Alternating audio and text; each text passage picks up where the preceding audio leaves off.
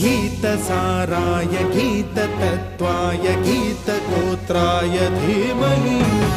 गूढगुल्फाय गन्धमत्ताय गोजयप्रदाय धीमहि गुणातीताय गुणाधीशाय गुणप्रविष्टाय धीमहि